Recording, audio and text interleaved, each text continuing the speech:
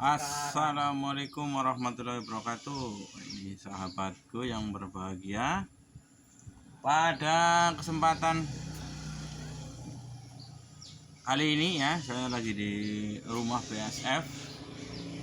Ini gelinding mesra ya. Ini beralamatkan di Wanarja, Cilacap ya. Biasa berkunjung, ini udah lama nggak berkunjung. Saya lagi cek ya kondisi kandang. Alhamdulillah ini masih bertahan ya. Nah ini masih kekurangan produksi. Maka di sini masih mengandalkan pakan dari pasar ya. Di sini masih mengandalkan pakan dari pasar, dari limbah resto, terus ada limbah industri ya, ada limbah jenang ya, ampas kelapa, ada limbah ampas tahu, terus sama limbah resto ya. Ini bisa kita lihat, ini kondisi pre-pupanya yang baru panen.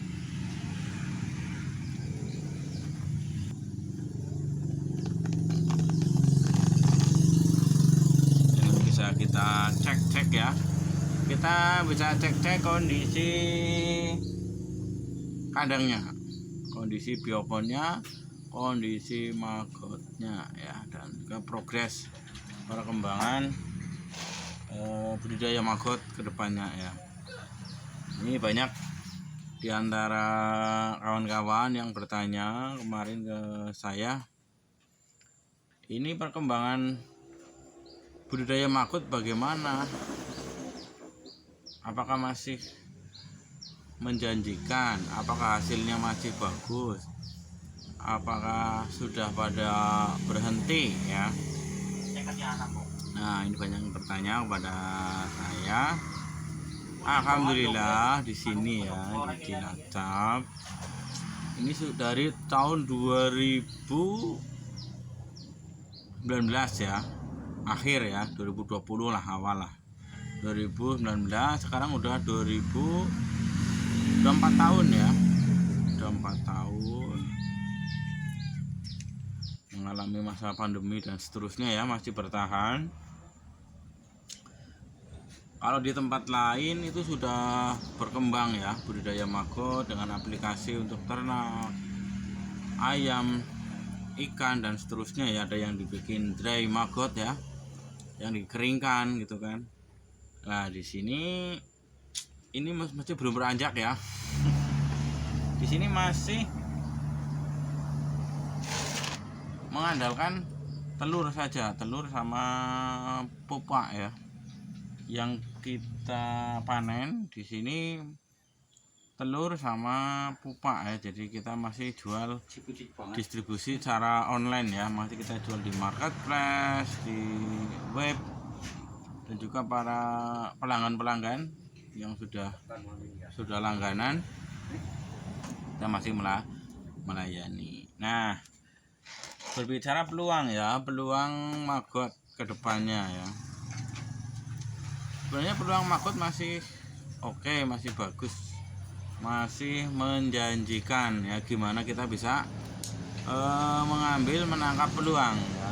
Ya memang banyak yang budidaya magot berhentinya karena apa ya, kan ini banyak faktor ya. Ada yang berhenti karena faktor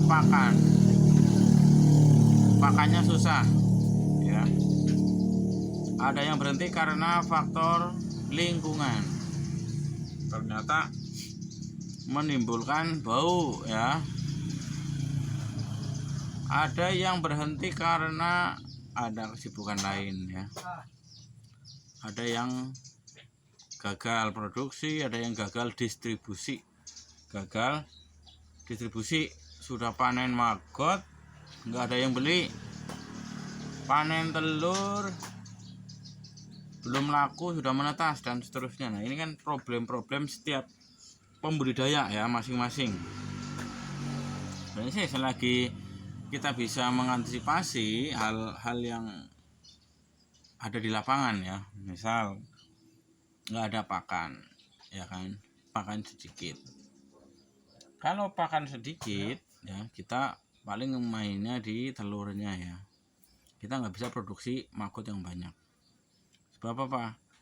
Ya kapasitas kandang, kapasitas pakan yang terbatas.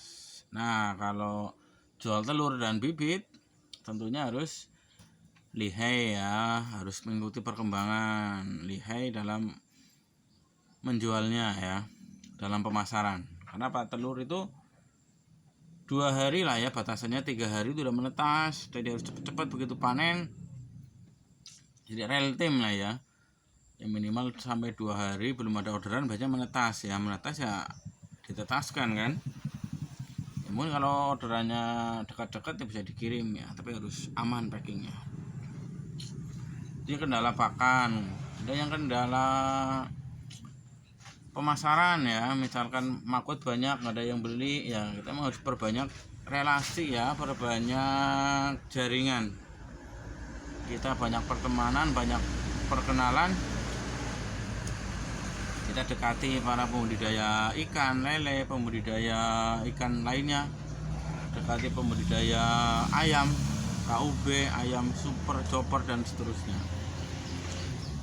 Terus kalau memungkinkan, kenapa nggak dikeringkan ya kan? Kalau dikeringkan itu cenderung lebih awet, tahan lama, tahan sampai 1-2 bulan. Tapi kalau keringnya bagus bisa sampai 3-4 bulan kalau kadar minyaknya rendah ya kan. Itu bisa disimpan dalam waktu yang lama, packingnya bagus. Nah kalau dalam bentuk dari maggot kering ya, sekarang udah cek aja di Shopee, di marketplace lainnya itu udah banyak yang menjual dan lihat terjualnya udah banyak ya kan. Jadi ya nggak ada salahnya ya kalau misalkan kawan-kawan mau tampil di dry maggot, di maggot kering bisa ya kan. Mau tampil dijual bibit telur pupa juga bisa, dengan catatan ya bisa pemasaran ya, karena telur itu waktunya daya simpannya terbatas, nggak bisa lama disimpan yang menetas ya kan. Kalau prapupa mending ini bisa tahan sampai 10 hari ya, dikirim boleh aman, kirim ke luar Jawa ya kalau lagi ekspedisinya bersahabat ya aman ya, selamat sampai tujuan. Kadang kena X-ray di bandara retur ya kalau luar Jawa. Tapi saya sering ngirim ya, pernah retur tapi ya sering berhasilnya ya, spekulasi lah. Kalau ngirim luar Jawa yang lewat bandara ya rawan kena X-ray ya, terindikasi binatang ya kembali. Tapi itu hanya kasus kecil. Nah ini saya akan lihat ya, kita lihat bersama kondisi kandang di sini ya, kondisi kandang di sini. Nanti kita bisa ikuti bersama ya, atau bisa ikuti video selanjutnya dari sini ya. Sekian dulu dari saya ya, tetap semangat ya para pembudidaya maggot, jangan menyerah ya. Saya akhiri, assalamualaikum warahmatullahi wabarakatuh.